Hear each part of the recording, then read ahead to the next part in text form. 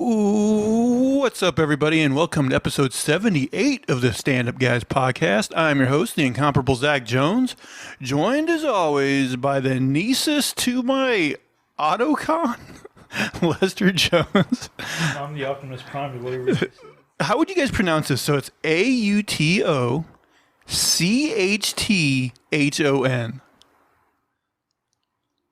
Autochton, I don't know. It's like one of those has to be something you don't pronounce right. Because if you pronounce a T, like, I don't know, Autochton, makes no fucking sense. You say Cthulhu when you like. That's true. So maybe you do pronounce it Autochton. Man, that's a fucking name. Also, I don't know if it's Nisus or Mises because it starts with an MN. I would imagine you just pronounce the N, but that's a weird one too. But we also have the ninth wonder, Chocolate Thunder, Deliver and DoorDash and getting tipped with DoorGash, the wine and dining, 69 and he'll throw in extra butter for a taste of that turd cutter, the phenomenal AJ Singh. That's all false advertising, folks. I don't mess with the turd cutter anymore.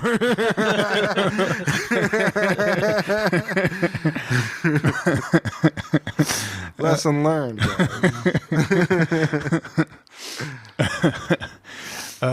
Man, you guys been doing anything interesting this week? You gonna save the podcast with a good story? I just watched that new Moon Knight trailer. Oh yeah, I watched that too. What'd you think? I don't know if I really got enough from it to tell. I just hope it's not too much like Legion in the sense that like I don't know what's going on. Oh, like it gets like too abstract. Yeah. I kind of think because it's like a Disney Plus show, I don't think they'll go that weird with it. I don't think so. Legion got really weird at times. Yeah.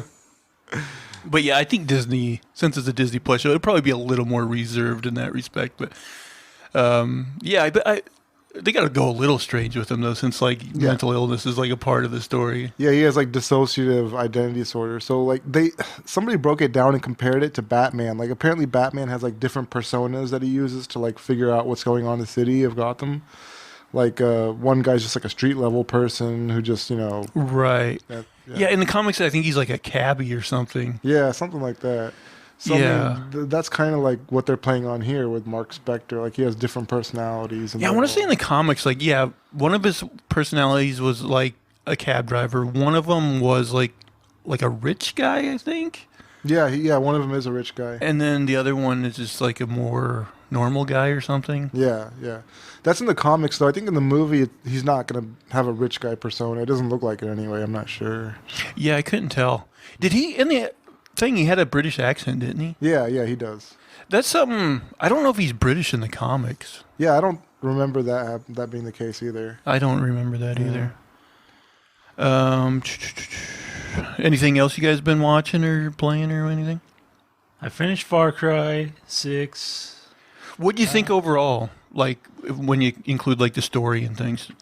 I thought it was decent. I think I still might maybe like the third one more. But yeah, it's what you'd expect. More of the same. Are you done with it, or are you going to go back and kind of do more of the bases and things like that? Well, I did all the bases on the way through because that's my favorite part. Oh. But I don't know. Probably instead of doing that, I'd maybe go try the fifth one because I haven't played that. Oh, there you go. Big news this week in like the game world where Activision Blizzard was bought out by Microsoft. Like $68 billion. Yeah, or it was something. a huge number. Which I don't know. Maybe they'll help Microsoft. I kind of feel like they've been a little stagnant. Like they've just been kind of milking the cow. They've actually been making, some big moves as far as purchasing different developers and stuff. Because they also, like, last year, or maybe the year before, they also bought Bethesda, which is another publisher of a lot of games. So in the game department, they're doing big moves. Like, basically, they're doing what Disney did. I think they own Minecraft, too. Yeah, I think they might have. They do. They own it, but that's one that they allow to go onto, like, all platforms, like PlayStation and things, too. They don't hold it exclusively. Mm-hmm. Yeah, well, it'd been out and so widely. Yeah, by the time they bought it, it was already all over. So I think they just wanted to kind of continue that revenue source, which is probably a good idea. It'll be interesting. Like, I don't give a shit about Call of Duty, but I mean, that's the big franchise that Activision owns. And like there's a chance, like, they'll definitely, like, crunch the numbers because, like, even if they kept it multi-platform, like, they would then start making a lot of money, even with the copies sold on PlayStation and things like that. But I kind of think they'll probably will go exclusive with that. And, like, you don't hear that game or that term, like, are these games like system sellers? Yeah. And I don't think that's the case with the majority of games, but I think it might actually be with Call of Duty. There's some people that really just play Call of Duty and they fucking just love it. Yeah. So like if they go exclusive with Call of Duty, I could see that actually, you know, getting people to buy an Xbox. Man, I used to play so much Call of Duty, so much, and then I just got tired of it. Just too much. Sick of it one day. Everything has like that diminishing returns at some point where you're just like, eh. But still, I mean, they've been pumping out a Call of Duty every year, and like it's still almost always like the highest selling game of the year. It's just like, I mean, I don't know if that's starting to trend down. I don't think so. I think even the last one, which wasn't like critically like super well received, still sold gangbusters. You know, it's just they're money makers.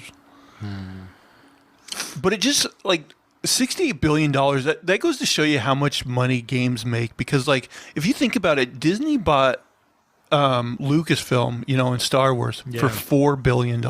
Yeah. And this is $68 billion. Yeah. I mean, yeah, like, I don't know all their titles and stuff.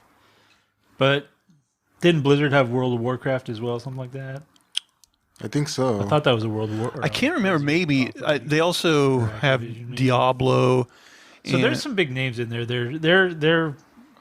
They bought a good chunk of content. They also, I believe, Activision owns Crash Bandicoot too, which is odd because back in the '90s, like Crash was seen as like the mascot for PlayStation, and now Xbox, once this goes through, will own Crash. Yeah.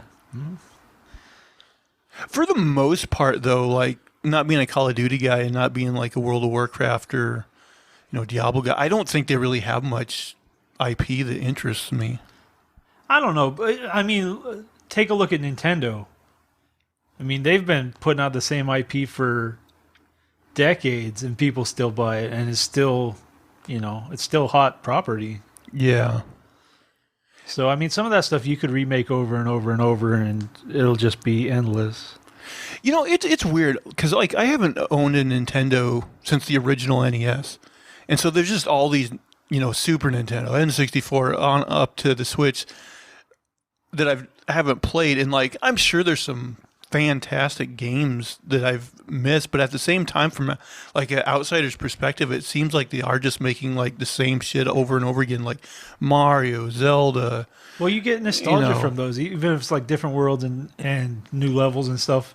You still get those characters that you love, so you get like a little bit of that nostalgia. You're still getting, you know, good gameplay, and you know, people get to give that to their kids. So I guess, but I don't know. Like I'm waiting for Nintendo to like win me back one of these times, and they just never really have it. And it's like I said, I'm sure I'm missing out on some good shit. It's just the fact that it is all like stuff that I saw back in the day, and they haven't really done a lot of new shit. It doesn't tantalize me that much. But yeah, this video game stuff is interesting because, like, you know, it's no secret that, like, eventually, like, you know, Xbox and PlayStation want to get to the point where, you know, the internet gets to where people can just stream games and they don't necessarily even have to sell a expensive piece of hardware, and people could just, you know. So, like, in the short term, like a deal like this, I could see making people buy a lot of Xboxes, but really in the future, if they can ever get the technology where they want to get it, where people do just stream games, like, then it's really just about the IP and not, you know. Which I think that's probably still fine. And I just question, like how much IP are they really getting with this purchase? Like, I mean, that people care about, maybe 3 or 4, and then some other ones that I mean, are more I don't niche. know. I don't know everything on there. Yeah, I don't either, but it seems like, there's a few big ones and then a lot of kind of niche ones. Like if they ever did a reboot of Crash Team Racing, I might be interested. But that's out of all the Activision stuff. I think for me personally, that's about all that would really do it. But I don't know. It's definitely interesting, and I'm gonna. Do you think Sony will try to make a comparable like big purchase, or do you think they'll just kind of do their own thing? I don't know. That's pretty big. Yeah.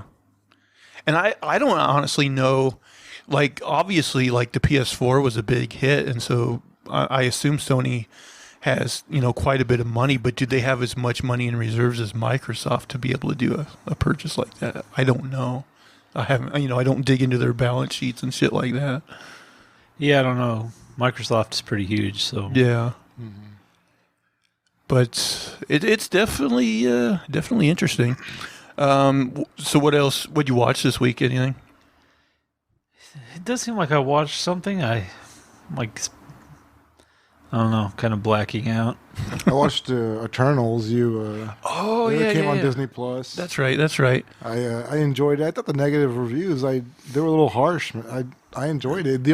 I think the only reason people didn't turn out in mass to watch the movie because there wasn't much tying it to the rest of the MCU. Like you didn't have to watch it to know what's going on with the rest of the stuff. That's true. So I think that might have been one reason it didn't get as big of a reception as other movies. But I liked it. I don't know why people were saying such bad things. Yeah, I liked it too. Because it's like, I mean, Rotten Tomatoes is, of course, is like an aggregate thing, but like I think overall like the average rating was lower than Thor: The Dark World, and it's a lot better than Thor: The Dark World. Way better. It's like better than a lot of those like lower tier Marvel movies. So it's like I like it more than Ant-Man.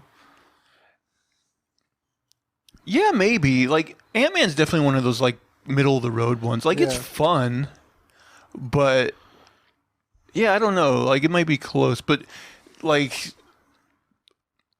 What's your least favorite Marvel movie? Mine's Iron Man 3, which I think is just terrible.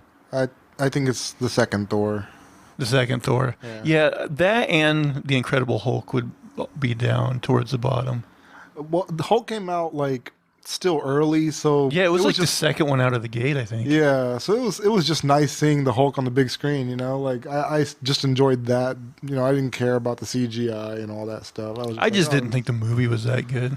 Yeah, the movie wasn't great, but watching a big guy smash stuff was kind of cool at that age.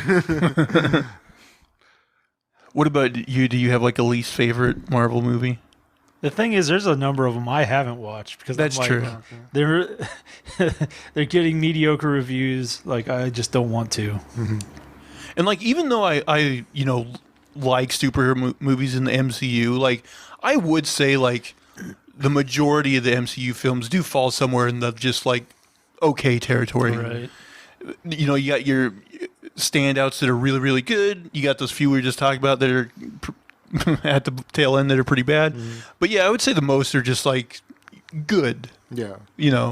I think what really sells it for me at least is that it's part of a bigger narrative. So it's like, yeah, I guess I'll watch this movie to see where it fits into all that, Hey, I got a question for you, and this is going to kind of include like a slight spoiler for Eternals, but I feel like most people that wanted to watch it have probably watched it by now. So this is something I alluded to way back when we were talking about it when I watched it when it came out in theaters. So at the beginning of the movie, they asked the one lady the question, why didn't you guys interfere with Thanos? Mm-hmm. And they're basically like, well, our directive is only to interfere when, I forget what they call those bad creatures that they fight. Deviants. Yeah, they're like, we only interfere when there's deviants or whatever. And I'm like, okay, whatever. But then we find out their main mission is to make sure that the population of Earth increases. Mm-hmm. And so Thanos' plan is to wipe out half of all life. Are you telling me they would not have made an exception to try to stop him, even though deviants weren't involved? Man, I have my own questions about that. Thanos is an Eternal. isn't that against his protocol to like wipe out half? Like he should automatically be judged by a celestial immediately. You know, I didn't even think about that yet, but yeah, right at the very end of like the post-credit scene, like his I guess brother shows up, and he says that him and Thanos are Eternals. So yeah, that's true. If Thanos was an Eternal, like he knew all this shit and didn't go along with it. So that is kind of interesting. I mean, I guess they could create a story to explain that, but they still can't really explain why they wouldn't have tried to stop Thanos. Yeah, I don't that know. doesn't make sense. Yeah, it really doesn't.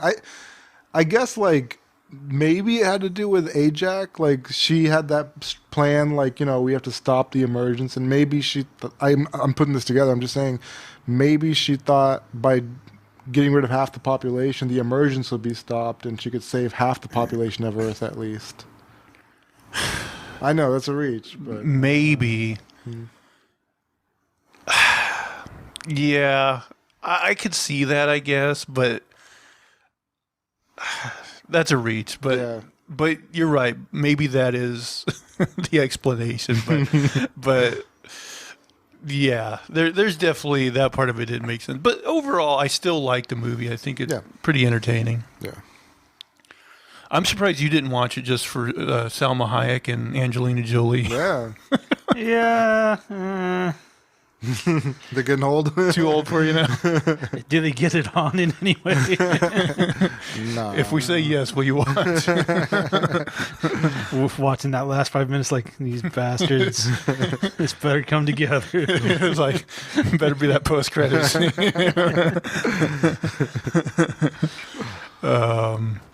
Yeah, I didn't watch much this week, but I did watch the final episode, the series finale of The Expanse. I liked it quite a bit. There's like one storyline that I think maybe they kind of rushed, that I kind of wish they would have had maybe a couple more episodes and stretched it out a little bit, but overall, really liked it. So, you know, I definitely, The Expanse is a series, like, totally recommend people watch it. Liked it quite a bit.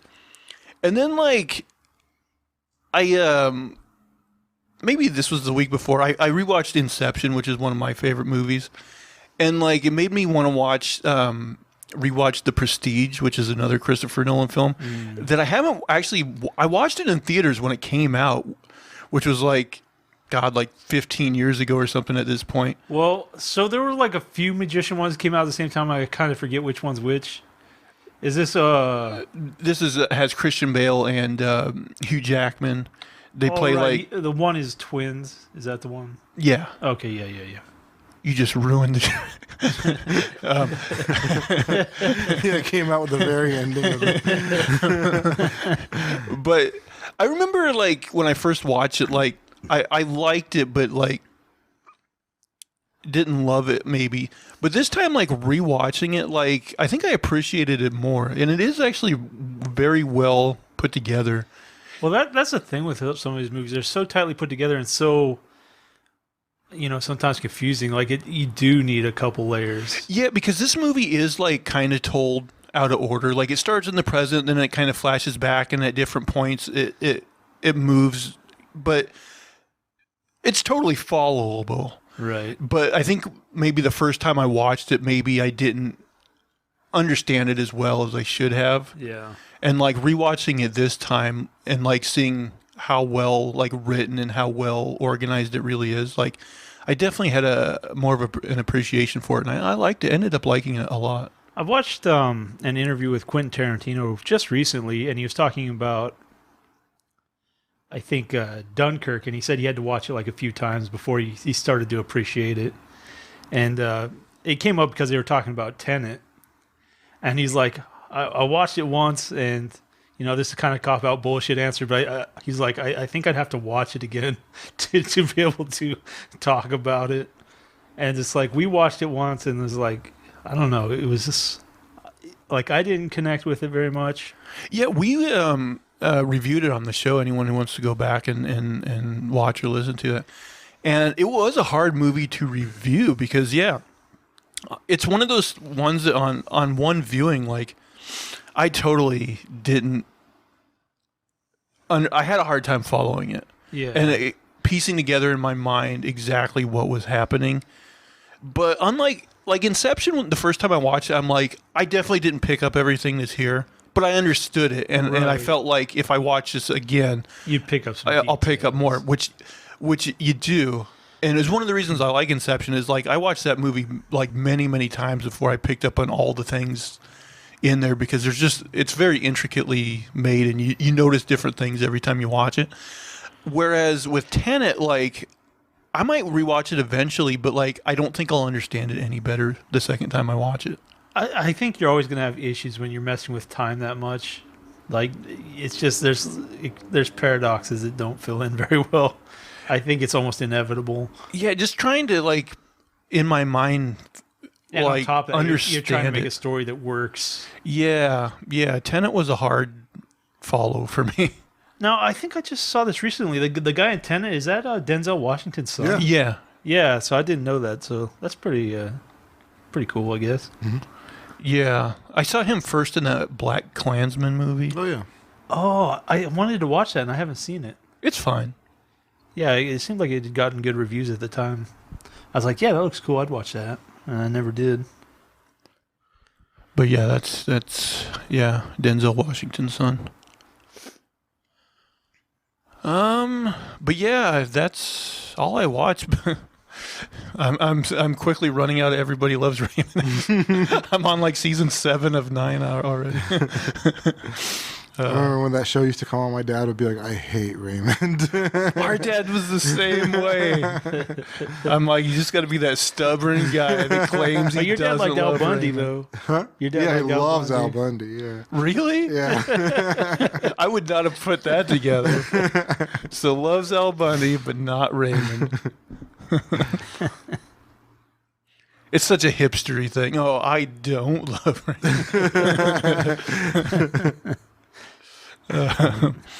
All right, guys, should we get into the show? Let's do it. Anybody on the watch? We're going to go around and just bring up news stories and random topics of conversation.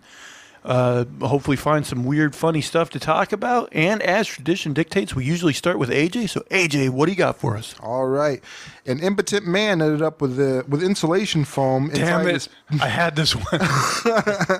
This one, should, by the way, should come with a trigger warning for men because this is a rough story. Yeah, this is bad.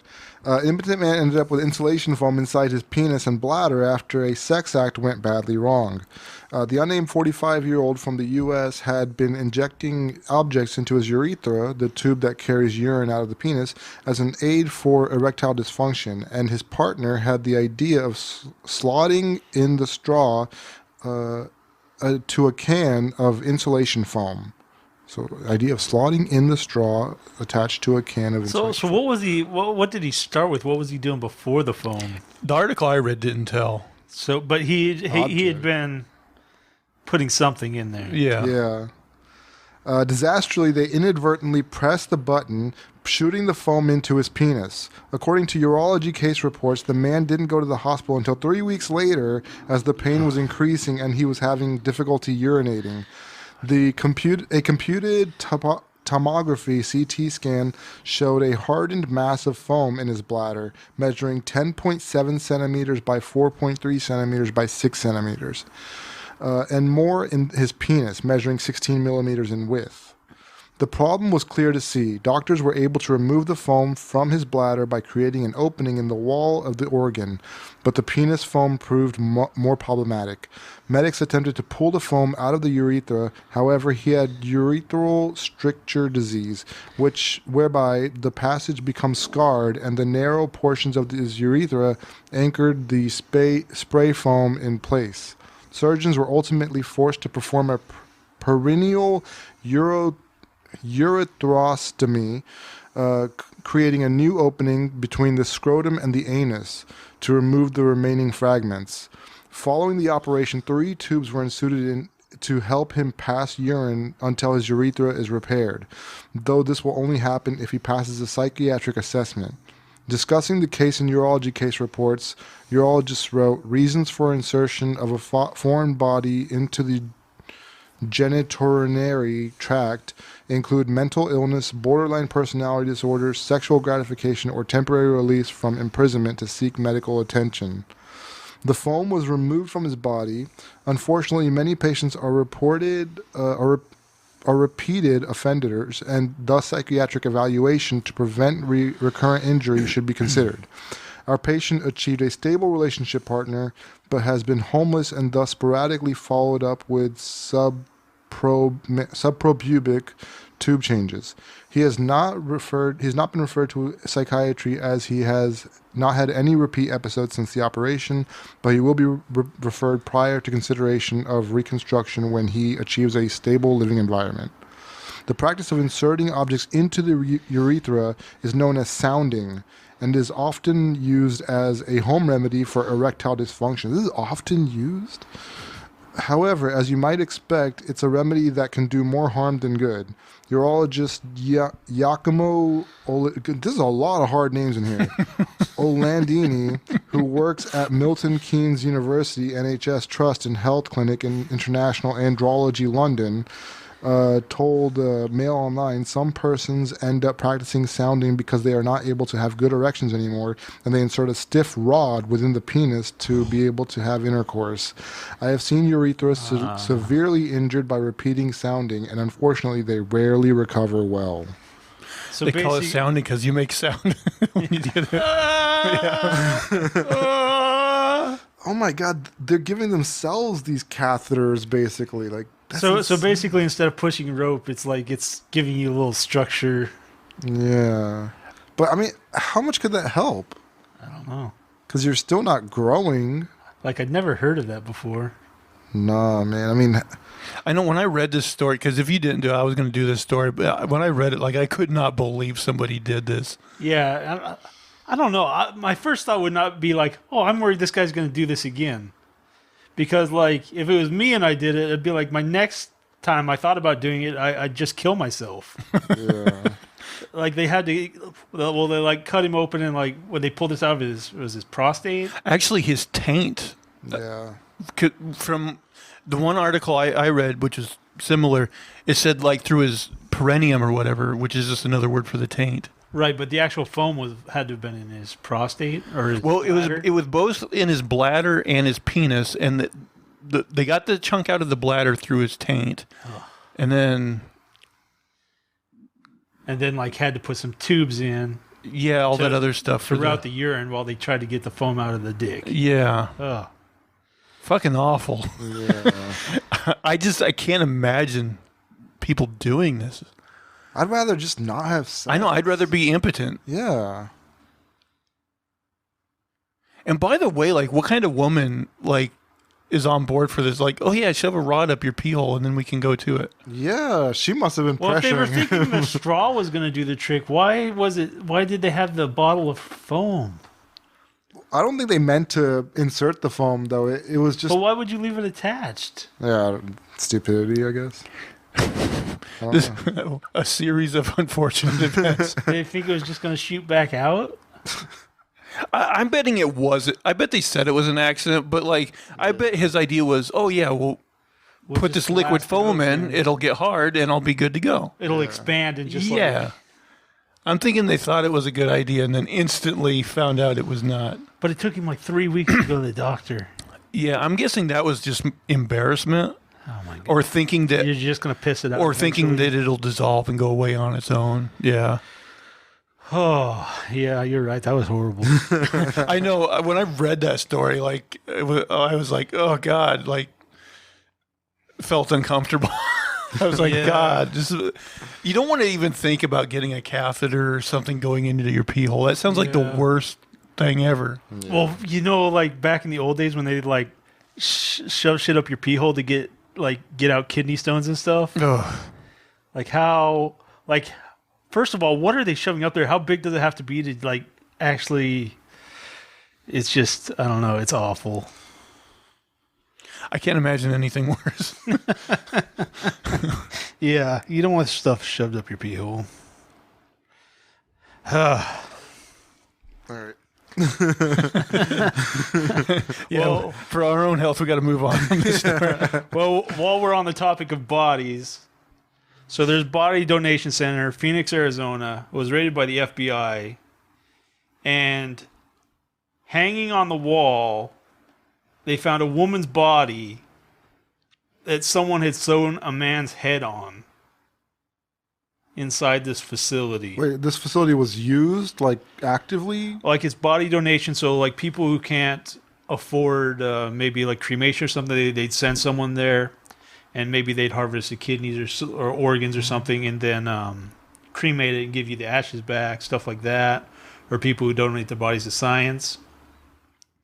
And so, like, I think they raided it because people were suspecting that, you know, their loved ones weren't being respected properly or something. But yeah, so they found this like horrible like Frankenstein creation hanging on the wall. And one guy, like what he thought would maybe happen was like they're expected to give like a certain amount of ash. Like you expect a person to have come back with a certain amount of ash. And so maybe they had taken more than they should have.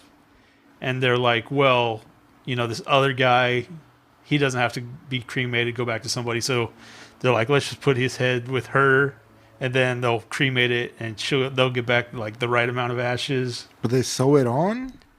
But yeah, they found like a man's head physically sewn onto a woman's body, hanging on the wall.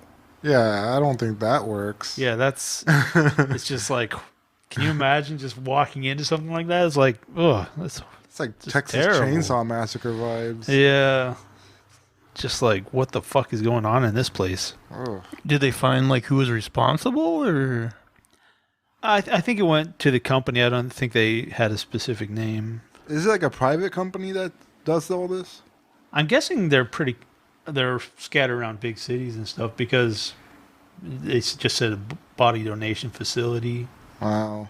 So apparently a lot of people do this when they can't afford the cremation or stuff. And, you know, I don't know what they harvest out of the bodies, and then they cremate them and give them the ashes. But yeah. Well, I got a much sexier story for you guys.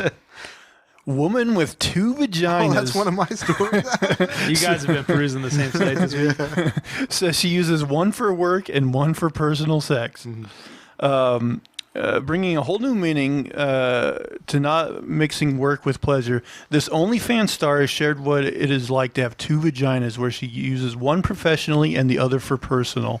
Adult content creator Evelyn Miller didn't find out until the age of 20 that she'd been born with two vaginas and two wombs.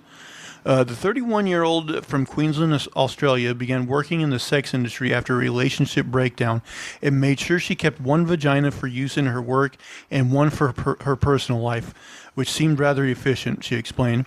I worked as an independent escort for about 7 years traveling around the world. I was able to use one vagina for work and one vagina for my personal life, which made the work a lot easier emotionally and physically for me. After stopping doing that, she moved over to OnlyFans and began creating adult content, which earns her $75,000 per month. Evelyn puts That's a good month. Yeah.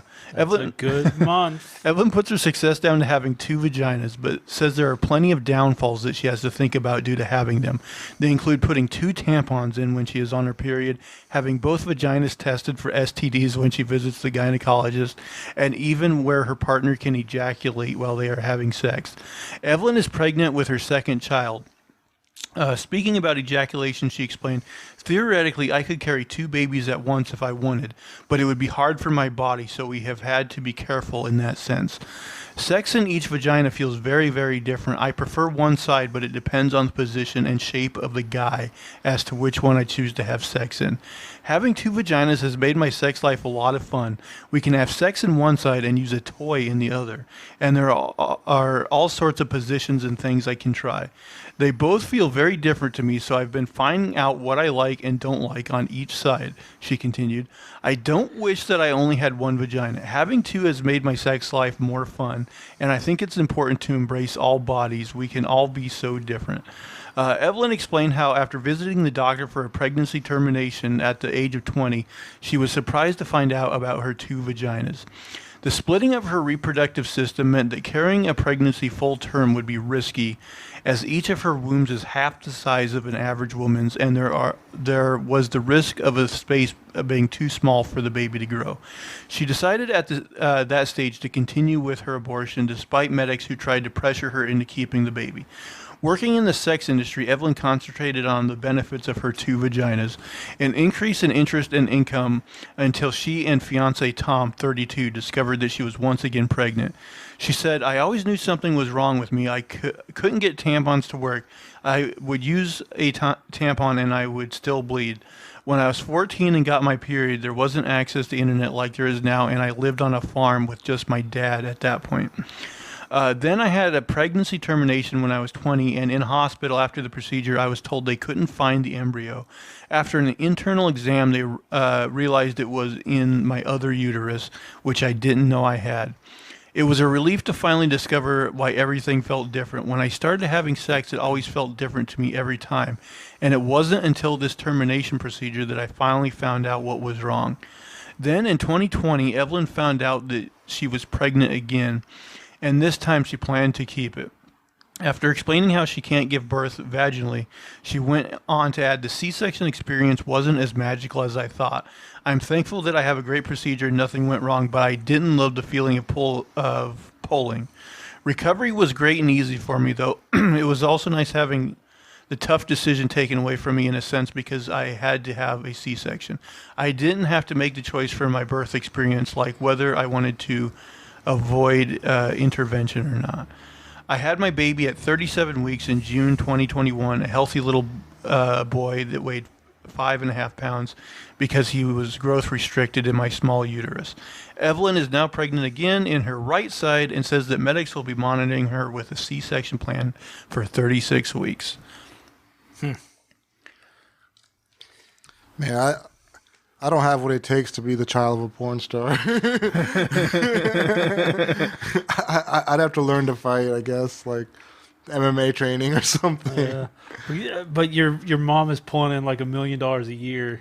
Yeah, but that's not going to survive. That's not going to insulate you from all that stuff you're going to hear. What if you found out at your age now that your mom used to be a porn star and you never knew? She's just like, well, I wasn't super successful. I didn't really have any plans on hanging myself.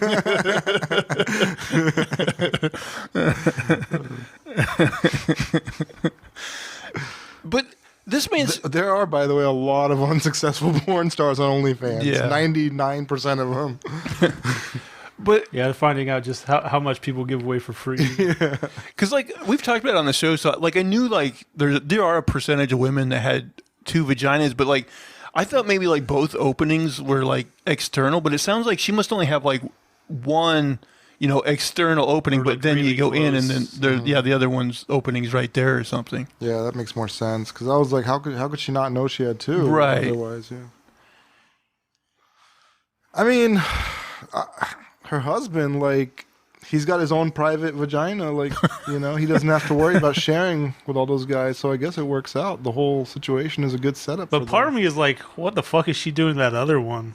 Yeah, that other one's got to be torn up, I guess, right? Yeah, I'll take the personal use one. The other one's a little too well used. Yeah. It's just like one big floppy.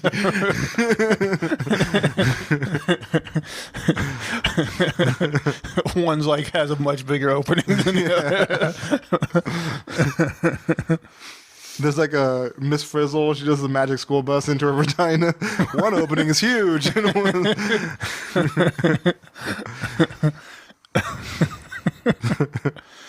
It is kind of weird though how she was saying like, one side feels different than the other. yeah. I wonder, does that mean she has two clitorises as well? Or just one? I have no idea. Weird. Yeah, that is fascinating. I'd like to know like how it works and everything. She gets two period. Like Well, you know where you can pay to find out. not willing to pay for that. Also, she could have a 3P. You might go look it up on like BitTorrent. Get your VPN going. I mean, she says she uses one for business, one for personal. Are you telling me she's never had, one guy on each side at the same time? Yeah, that's what I was thinking. That's twice the money at least. So I think she probably has done it. Had to have. She said she sticks a toy in one. Yeah. Yeah, that's true. She was saying she sticks a toy in one side while like your fiance's on the other side or whatever. Yeah. Weird. Let's have a quiet moment of reflection. Everybody. Everybody picture in your minds. It was a much easier story than the foam and the penis. All right. Speaking of foam and penis, AJ, what do you got for us next? All right. Let's see here. Former heavyweight champion Mike Tyson and YouTube star turned highest paid athlete under 25, Jake Paul, are set to rumble. The two are in advanced talks to battle it out in a headline pay-per-view bout later this year. Mike and Jake are on board for an exhibition bout in Las Vegas. A verbal deal has been struck to get it on, and all forms of sports business. But like all forms of sports business, now it's all about the contracts and money split. Mike is looking. Here it says 60. So it could generate as much as $61.5 million. The fight. Mike is looking for a certain figure to get into the ring with a profit share guarantee. Jake obviously has that in his mind, but is keen to show the world that stepping into the ring with a man once called the baddest man on the planet takes his boxing career to the next level. The fight bridges the gap between old school boxing fans and new generation of followers. So, we'll pause for a second. Do you guys know much about Jake Paul? I've only heard that he's been fighting like weak, small people so far. He's like a YouTube star who started training to fight, and so he's probably not great. This is just about publicity. No, he's been training for 2 to 4 years. He's beaten some people, but okay. I mean, he's beaten people who everybody says are below his size, and okay. So he's okay. I do kind of have the feeling that this is like a gimmick fight that'll bring in a lot of money, and I kind of feel like Tyson will definitely win, but he'll probably almost toy with him a little just to make it last longer. He's not going to beat him up. He's just going to kind of. Yeah, I mean, even though Tyson's 50. Yeah, I feel like he would trounce this guy if he wanted to. Yeah, that's kind of my feeling, because I've seen pictures of him, but I haven't watched any of these fights or anything. I feel like in the last, I don't follow boxing, but I feel like they've been doing some of these gimmick fights. Yeah, they kind of bring in a lot of money. But, because, I mean, what's the minimum amount you want to get the shit kicked out of you by Tyson? Because, I mean, years ago, they had one between that Floyd Money Mayweather and, well, those were both legitimate boxers. No, it was the guy from the UFC, the Irish guy. Oh, McGregor, Conor McGregor. Yeah. And so, obviously, Conor McGregor, he's a fighter, but he's not a pro boxer, so everybody knew that Mayweather was going to win that fight. But it was such an attraction that it made a shitload of money because people just had to see it. This thing is that kind of same thing where I think most people would put their money on Tyson, but are in the back of their minds think Tyson's a sure thing, but they're it's the just the attraction of it all. Yeah, the spectacle. The spectacle, yeah, that's what the word I was looking for.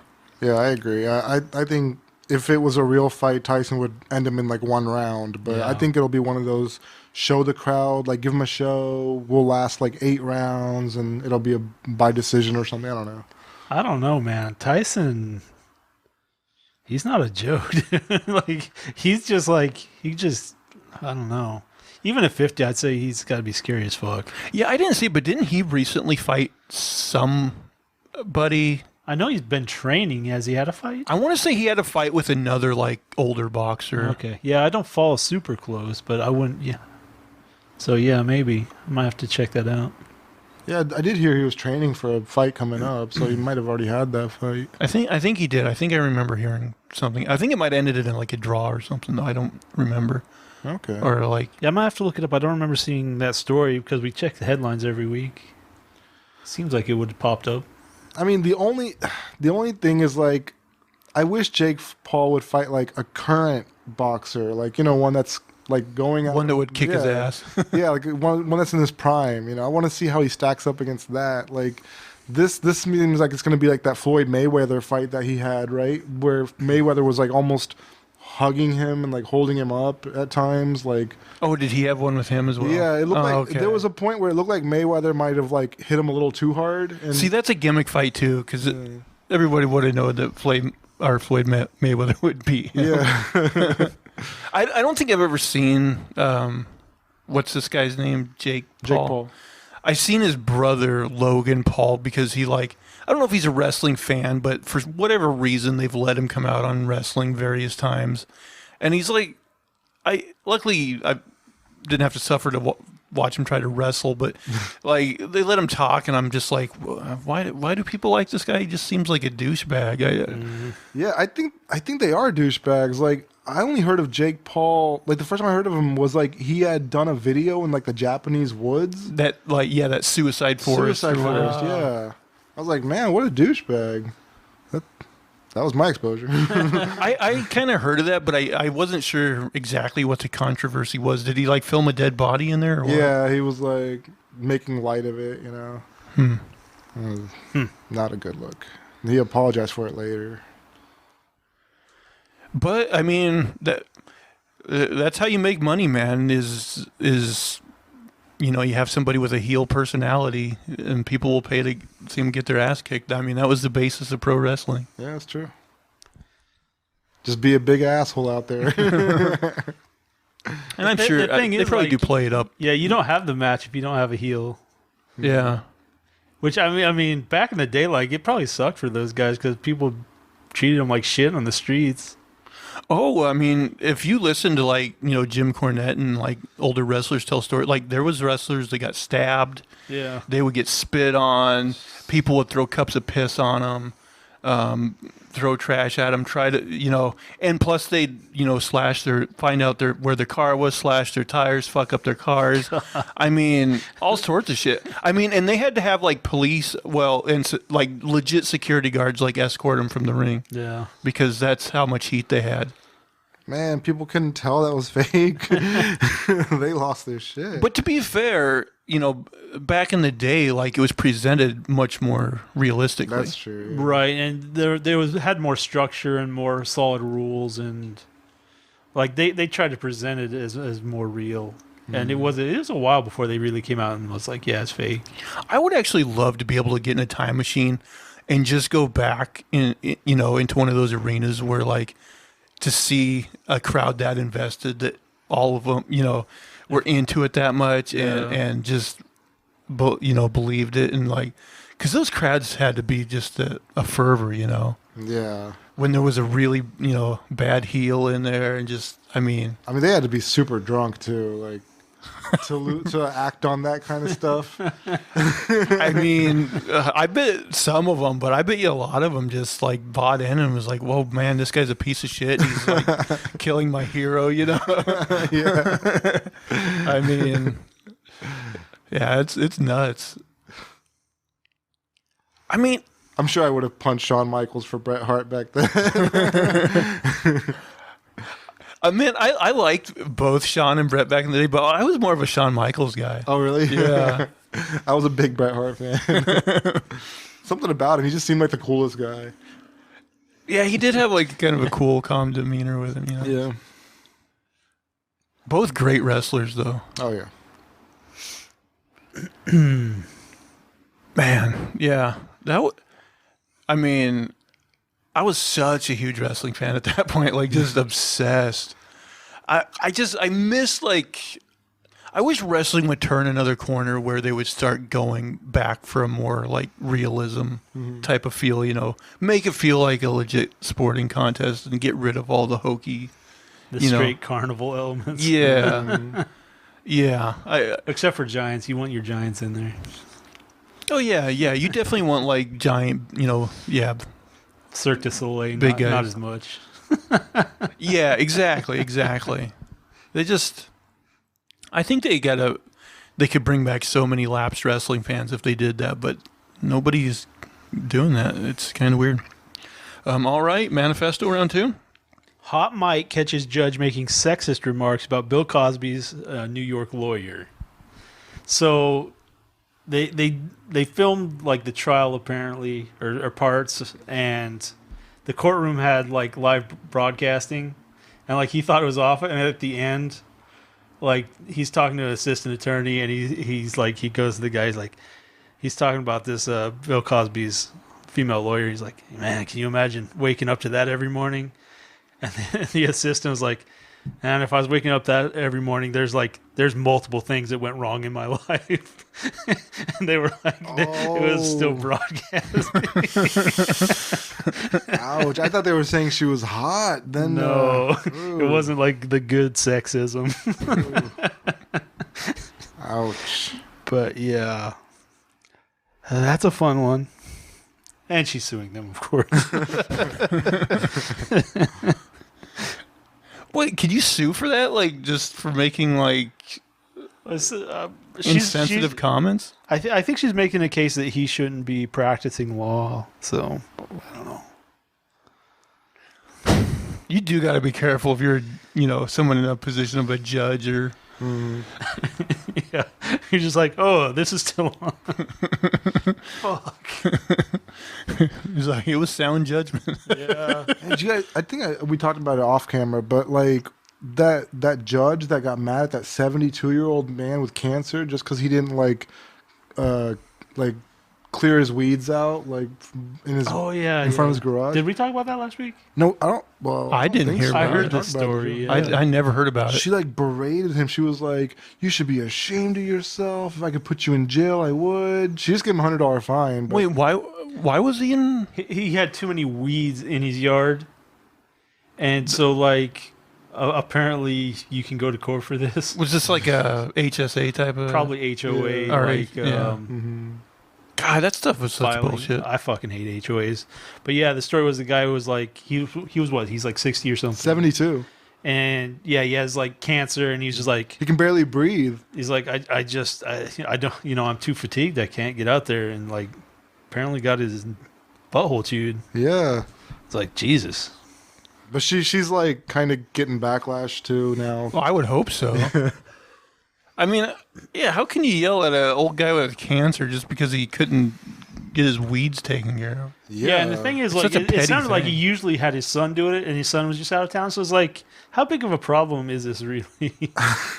Fuck. Yeah, it wasn't a big deal at all.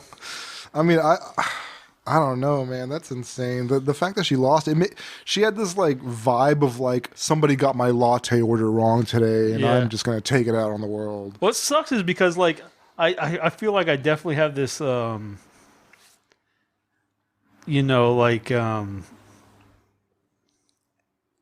like this positive view of judges. Like I expect them to be like more enlightened and wise. Reasonable. Yeah, and not just fucking crazy fucking retarded assholes. Yeah, You know that old guy has like a real like Karen-y type neighbor that just looks out her window all day, like trying to find, Like excuses. if I was that old, I probably wouldn't have even showed up at court. I'd just be like, "Fuck it, I'm gonna." no, die it was soon. on a Zoom. Oh, you got Zoom zoomed. call. Yeah. Fuck.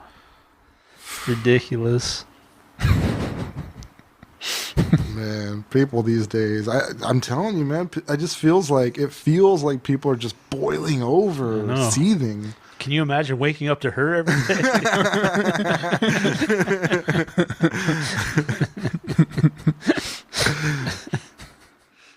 Oh, well, tying in, I have another sad story about an old man. Okay. A 64-year-old South Korean man sets himself on fire when a marriage agency won't find him a date. Why Kid- wouldn't they find him one? Like, I don't know what the deal was. They don't really say. But yeah, like, they got in a dispute and they weren't going to arrange a marriage for him or stuff like that. And he just went like the, like the Tibetan monk, poured gas on himself, lit himself on fire. That sounds like a guy who was really suffering from something. Depression, Yeah. loneliness. Do they still have like old school like dating, like physical, like sign up for a dating thing and like a woman tries to matchmake you with somebody? I mean, I'm guessing they probably do, like some matchmaking firms, although the online ones seem much easier. The- But like I watched that show what was the one where they try to match people with autism and stuff? Oh, Love on the Spectrum. And like they had an agency where they had physical people doing those matchmakings. I've also seen I've seen that there are shows where like they have millionaire matchmakers too, like where rich people like go to a matchmaker and find somebody. Trying to find a sugar baby. Yeah, and women also sign up for that, trying to find the rich guy. So like they're trying to find a trophy wife, and they're trying to find the guy. It's only a matter of time before the gold digger I'm looking for comes along. Yeah. I don't know. If you try to marry a trophy wife, like the looks are gonna go at some point, and she's still gonna be crazy. Like, yeah, you figure in that situation you have to have a prenup or just don't get married. Yeah, prenup. It'd be like, hey, I got money, you're with me. It's fun while it's fun, and then you can fuck off. Yeah. Do you think I'd have better luck if I tried to find a woman on the spectrum? You never know. I might be on the spectrum. What I don't think know. about it is interesting about like the autistic people is a lot of times they're pretty smart and but they just don't. Their social skills are really bad. So maybe.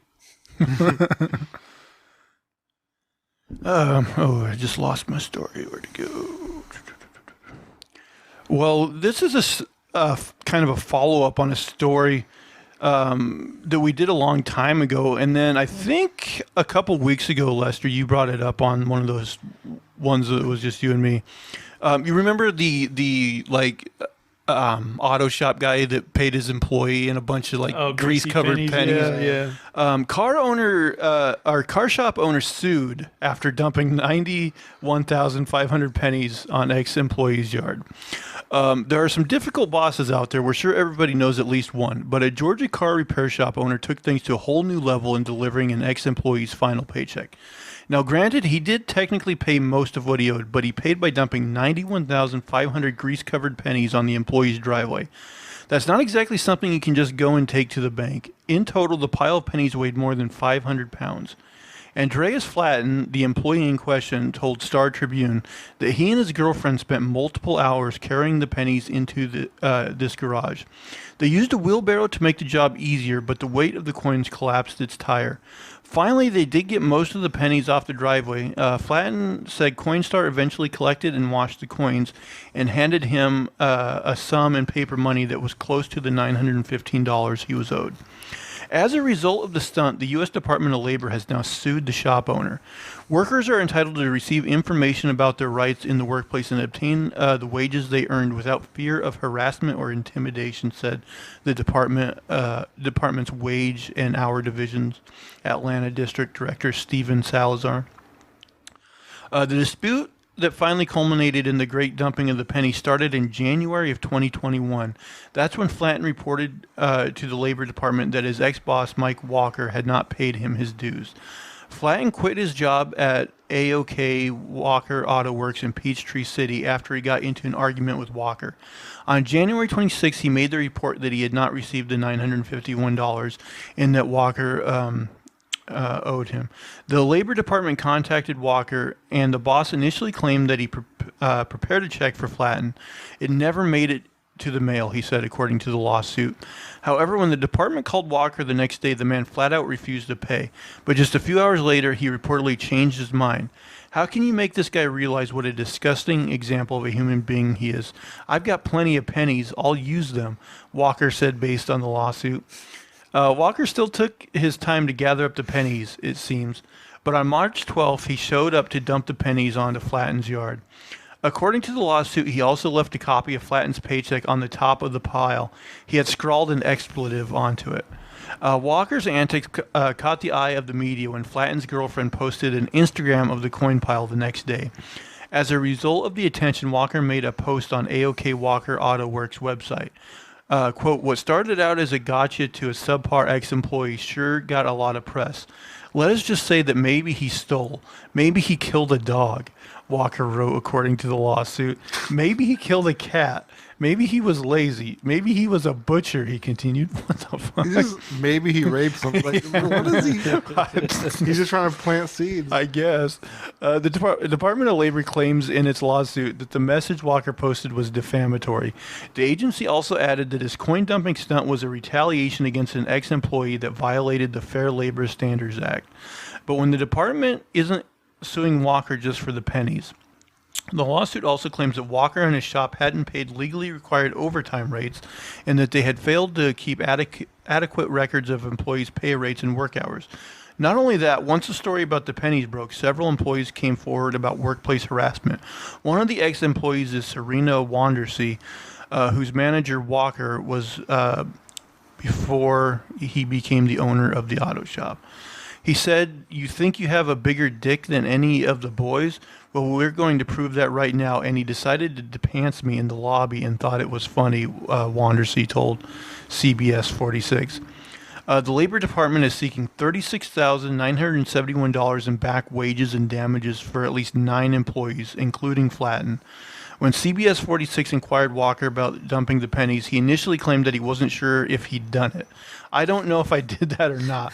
I don't really remember," Walker told the news outlet. Is this a note you left? Is this your handwriting? However, he quickly said it's of no consequence even if he did. Hypothetically, I'm sure.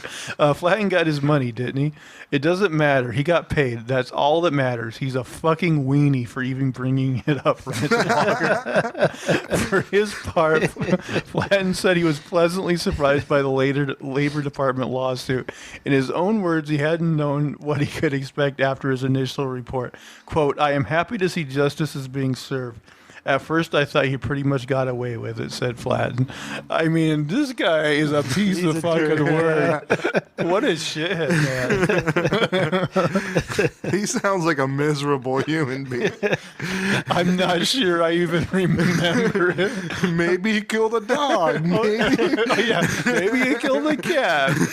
You don't know. Just from the initial action, you know the guy's a turd, but then, like, you know, it starts getting some interest, and, like, you just double down. Yeah, they could make a TV show about this guy right here. I guarantee this is one of those guys that the whole city, like, knows, and they all think he's an asshole. Man, he pantsed a woman. That's weird, man. Who does that? Yeah, that could have been. Oh, I mean, I know. That could have been really bad, yeah. I mean, yeah, that's like, I mean, that's sexual harassment. I'm surprised he still has a shop, to be honest. Yeah. I'm surprised he hasn't been sued into oblivion. Maybe he will be. Yeah, this could pile up on him. Who knows? I could see this guy getting his own reality show. Yeah. Because he just rallied this like $36,000 loss into like a $10 million contract. Yeah. Yeah. He's got the personality type for a reality show. Yeah, definitely. You know, I really think like we could just make a bunch of reality shows centered around assholes like this, and we could just make money. That's the trick. You just got to get a bunch of assholes and put them in the same room together. Yeah, just shameless people. Yeah. Yeah. And this guy definitely sounds like that's the Like, it's really hard to find psychopaths on a test, but we're trying. Whenever you have like a bad experience at a store or something, you're like, you'd be perfect for this show I'm working on. God damn, when I did taxes, I definitely ran into some people that could have, I'm sure, made some dramatic shows. Holy shit. We just have to put together some prize money. And, like, I'll go find that guy who shit on himself. And, oh, yeah. and just kind of wander around where I work and find some crazies. Yeah, you just find a bunch of crazy people and you put them all in the house. I mean, they do that anyway, but yeah, that's pretty much what those shows are. But if we actually put work into finding the crazy assholes and right. get some prime cuts and put them all together, I mean, then you got a show. I mean, Asshole House. those producers, They do go out of their way to like pick out Yeah. crazy people. Like, oh, this one will stir shit up. This is perfect. And then they stir the pot on them, and Yeah, they do that. We could make a show that you don't even have to do trick editing to make people look bad. It would just all be such complete assholes that you'd be like, we're just filming this. They made us look bad. They put a camera on us. Well, guys, we made it over the hour mark, so we can wrap up unless there's a story you really want to do. wrap it up. Let's wrap it up. All right, guys. Well, anybody who's watching or listening, we thank you very much. Make sure to subscribe both to the YouTube channel and on your podcast service of choice. Leave us some comments. I think it's been a while since someone left us a comment, so please, please, please leave us a comment. Even if it's bad, we'll take it. Thumbs up, 5-star reviews, all that kind of stuff helps us out. And why not follow us on Twitter? Guys, where can people find you? I am at a name for this too, and that's the number 2. At unsolicited SUG. And you can, of course, find me at Zach Jones Live. That's ZachJonesLive. And that's going to do it for all of our shenanigans and poppycock this week. Please, please, please tune in again next week. Bye, guys. Take care. Don't spray foam up your pee hole.